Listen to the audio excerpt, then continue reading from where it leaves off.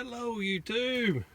Today I'm going to show you some of the greatest tricks that I have found while I've been doing some of my traveling. Most of this stuff's going to be relative to boondocking, but some of it will also be relative to just traveling, RVing, maybe even some tips you can use at home. So hopefully some of these will help you out. First tip I'm going to show you today is I love to take and set me up a table going to the back of my van. And what I like doing this for is, like, let's say that this was my generator, or even if it's just this heavy tote that I carry. When I slide, I can easily slide this out onto the table instead of having to get inside the back of this van and crouch down and hurt my back and everything else wrestling with a generator or that big heavy box. So at least this way I can slide it out onto that table, and with it being that slick plastic table, man, it'll slide a whole lot easier and save my back. So that's been very helpful to me over the years. Another thing I want to show you is this right here. I think every RVer should use one of these. The cool thing about this right here, folks, I can watch my TV for 2 to 3 hours with this box. Plus, I can also charge up my cell phone. See, it has a USB port and it also has a cigarette lighter. But yeah, I can charge up my cell phone, I can charge up my laptop, and that way I'm not using the battery to the RV. So it also has a light on it. You can turn this light on, and that way if you're ever outside and want to carry this thing, maybe carry it to the bathrooms or the porta potty, you got you a light on there. So that's helped me out several times. Another thing that I like using is this right here. This I can plug into a cigarette lighter, and it will give me a 110 port, but it also gives me a USB port. So I can plug this in inside my RV. My RV actually has a cigarette lighter port, but so does my van. So if I ever need to be able to have electricity in my van, I can. But also on this jump box, remember I said it had the cigarette lighter. So this thing has come in handy several different times. Sometimes you want electricity outside your RV, and this works great for that. You can plug this right into your RV battery, or you can plug it into your battery on your van or vehicle, and that way you've got a 110 port, 2 of them on this one, plus you've also got a USB port as well.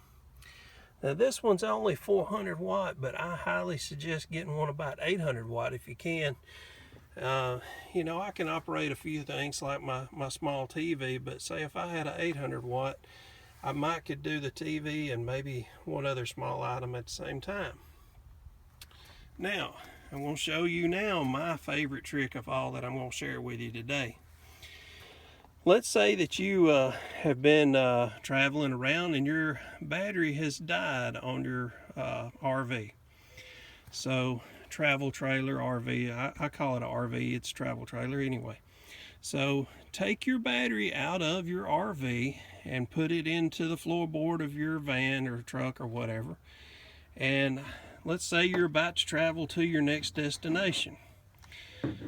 You're going to take that battery and set it in your floorboard, hook your battery charger to the battery, the RV battery that's in the floor, plug this into the cigarette lighter of your vehicle, and now I can plug that battery charger into here.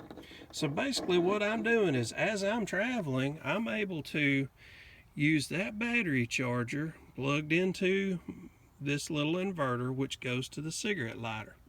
So as I'm driving down the road, I'm actually recharging the battery to my RV.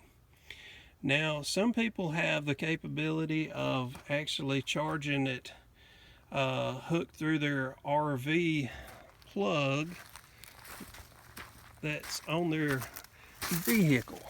Some people actually have this hooked up to where it recharges the battery for them. I do not have that capability on mine, so I have to do the system that I'm explaining to you. So it's worked out great for me. It's not too big of a hassle, and it gets the job done. So the other good of this is if I've got my generator with me, I can take this and I can recharge my battery on my RV, and at the same time I can be charging this up while still be able to use that generator to use about every function in my RV. So that works out real good. Next thing I want to talk about is tools. I think everybody should carry a little bit of tools with them when they travel. You never know when that starter is going to go out, your alternator, or maybe just some small issue in your RV itself. So I think it's always good to have just a little bit of tools. Not every tool you own, but just some of the basic tools. Screwdriver, a couple adjustable wrenches, some paper towels, always handy because you're going to get greasy.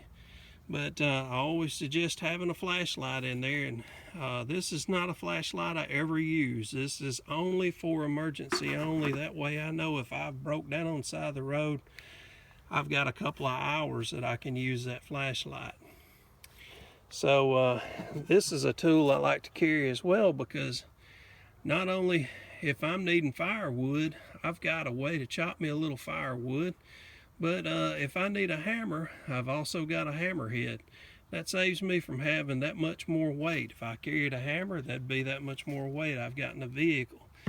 The less amount of weight you can carry, the better, folks. It's going to be better on every bit of your hauling experience. It's less pressure on your tire. It's going to save you down the road.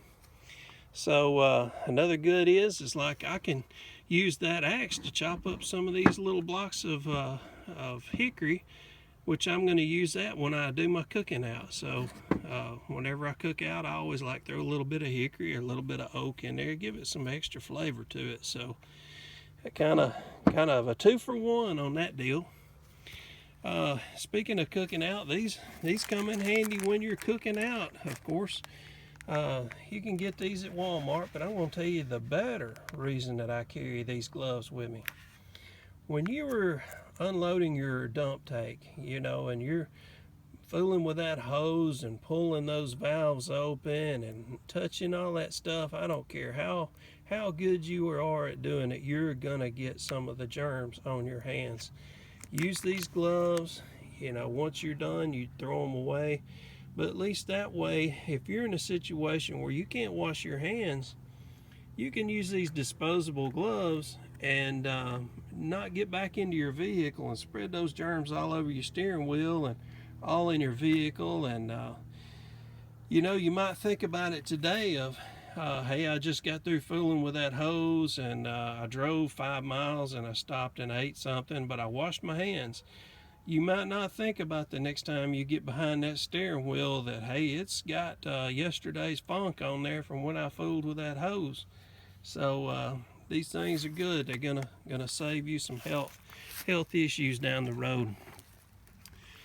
And the final point I want to show to you folks is water. Of course, when you're out traveling and you need to get you some water, you can buy one of these at Walmart. I think they're around, seems like $5, maybe $7. I'm sure somebody on here can tell us. But been so long since I bought it, I don't remember. But at any rate, you buy this thing full at Walmart. Now you've got some water to pour into the side of your house to help refill your water tank. I use a Coke bottle, and that is my funnel. On the side of your RV, you've got to be able to pour it into the RV. So I use this as a funnel, but the way I do it is I just stick it right on top of that jug, and it will hold perfect. So I just cut the bottom out of that Coke bottle, and works good. Now, the other trick is once you use this bottle and you've emptied it out, man, I can go to a gas station. I can find me a spigot at a gas station. I can refill it. And, I've used this thing, I don't know how many times, but, hey, that saves me so much headache. I can leave my RV parked somewhere. I can jump in the vehicle, run down the road, fill this container up, and bring it back to the RV. That way I don't have to move the RV just so I can get some water. And that amount of water, I can probably survive, I don't know, 2 or 3 days on that. So we've got it down pretty quick about getting showers and stuff. So it works pretty well for us. So anyway, I hope some of these tips and tricks have helped you out. And hey, folks, leave me some info on how I can save me some headache on the road. And you know, we're all here to help each other out. So hit the like, hit the subscribe, and give me some info. And just right quick, let me tell you what some of these items cost, just in case you were wondering. I think these go for anywhere from $40 to $70, different brands, different makers. You'll find them on eBay and also Harbor Freight. These things, depending on the wattage you go with, you're looking at anywhere from $20 to $40. This was at Walmart. I think I gave 20 to 25 bucks for this little inverter. And these are all over the place on price too. They're anywhere from $25 on up, but more than likely you own at least 1 or 2 of these items in your shop already. But you know, it's a whole lot cheaper than paying what, $500 to $700 for a solar system. And all this stuff can be used in so many ways, whereas if you take a solar system, put it on top of your RV, that's all it's good for, is a system that's stuck on top of your RV. But this stuff here, you can use this in so many different varieties. So they come in handy in so many different ways. Any rate, hope all this helped you out. Like I said, hit the like, hit the subscribe, and we'll be putting up more videos soon. Hope y'all enjoyed. Thank you so much. Take care. Bye-bye.